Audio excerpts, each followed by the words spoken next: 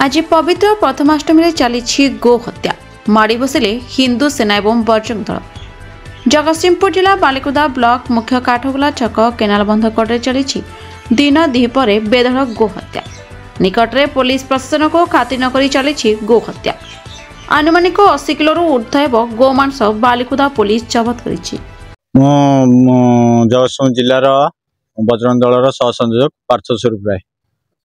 Eighty Balikuda Anjira रे आमर दिन द्विपहर अष्टीम काठगोला छक अंजीरा रे दिन द्विपहर अष्टीम भली पवित्र दिन रे गोहत्या आमर जेतु भारत रे निषिद्ध गोहत्या प्रतिबंध लगी तथापि आमर संख्यालघु बस्ती रे एटी गोहत्या दिन द्विपहर चली। तेणुक आम खबर पाई आसिलु पुलिस प्रशासन मानू जनइलु।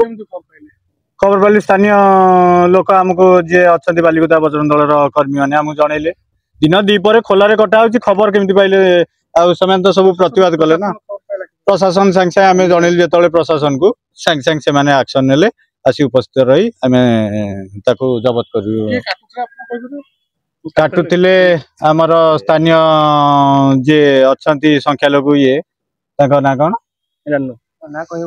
टिके आम कि समय भर आम बुझिक कहूँ जे सब दौड़ी पलैले आम जो ये कलु आसी पहुँचलु तहन ना बुझिक आम एफआईआर दबु पुलिस प्रशासन। Bureau report the Republic Odisha 24 news.